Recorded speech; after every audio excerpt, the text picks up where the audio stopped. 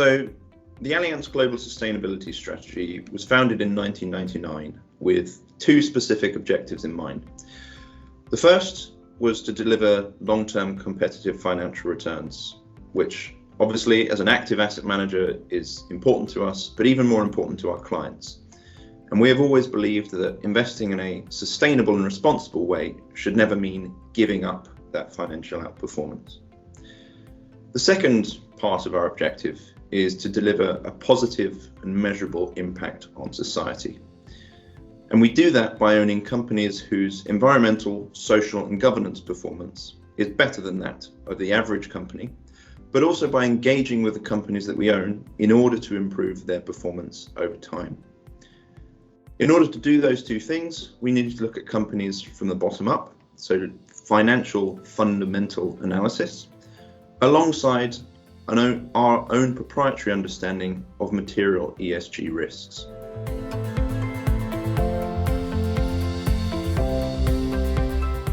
So year to date, performance has been strong.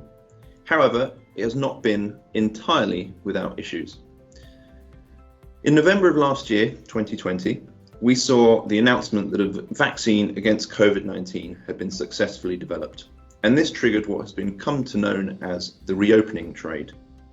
In other words, all the companies which had been underperforming in 2020 because of economic lockdowns, suddenly the expectations for their revenue and earnings growth for the next year, as everything came back, jumped. So from a very low base, these companies have suddenly put up their earnings and revenue expectations.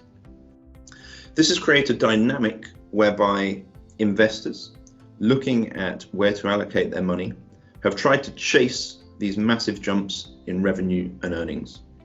That has created a shift in the market.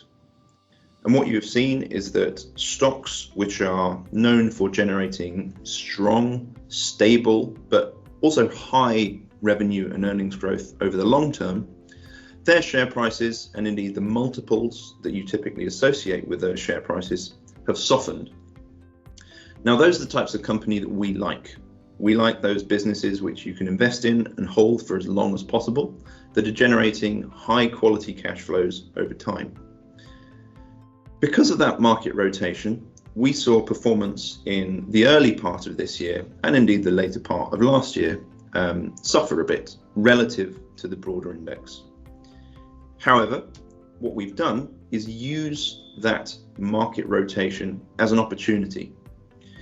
In other words, reducing our exposure to names that had really high level of cyclicality, or higher level than we would usually expect, which saw their share prices jump.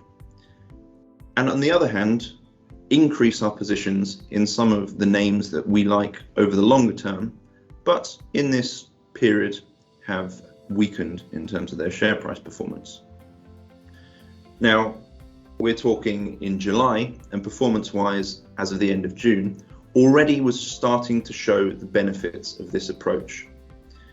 This is because investors who are sometimes emotional and short-term in their outlook have actually started to look through the recovery trade and look through into not only 22's earnings predictions, but even longer through to 2023.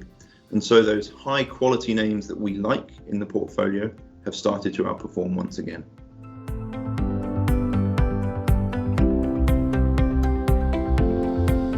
Our philosophy is not predicated on predicting markets. What we try to do is own companies that can outperform regardless of economic cycles.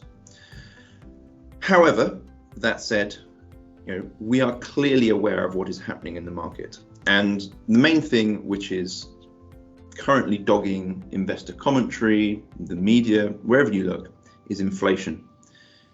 And the big question at the moment is whether inflation, which is clearly rising after a low base from last year, is going to be permanent or transitory, and what that means for the companies that people hold in their portfolios. Now, there are two schools of thought on this. One is that you own the stocks which are going to be benefiting from all those price increases, so often low quality or value stocks like energy names, materials, mining, etc.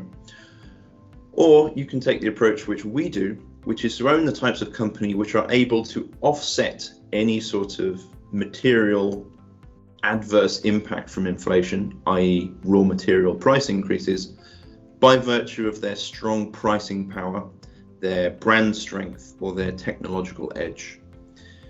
Now, we believe that latter approach lets you look through the short-term economic cycles and actually weather the volatility over the long term. So I've sort of tried to have my cake and eat it there by giving you a view on the economic outlook, but at the same time saying, you know what, in our portfolios, you should not really have to worry about it.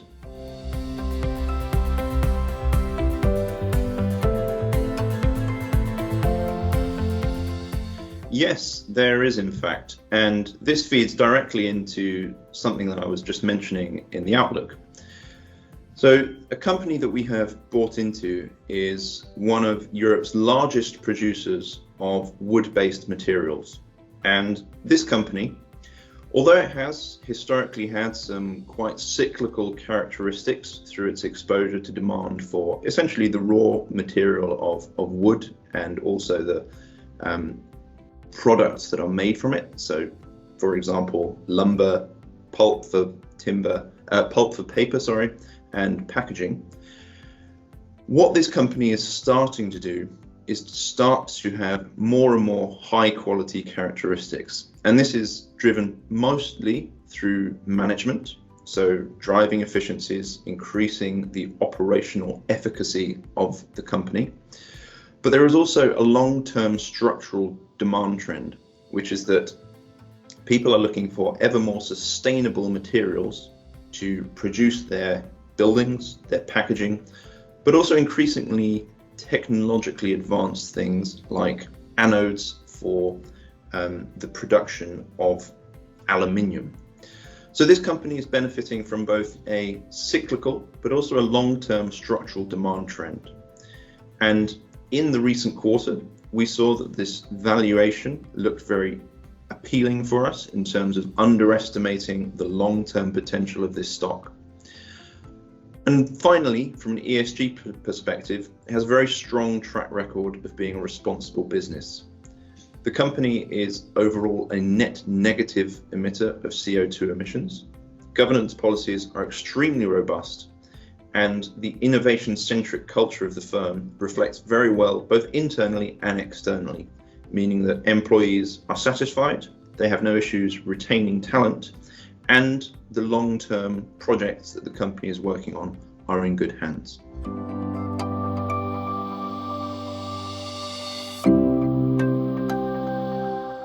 Allianz Global Investors.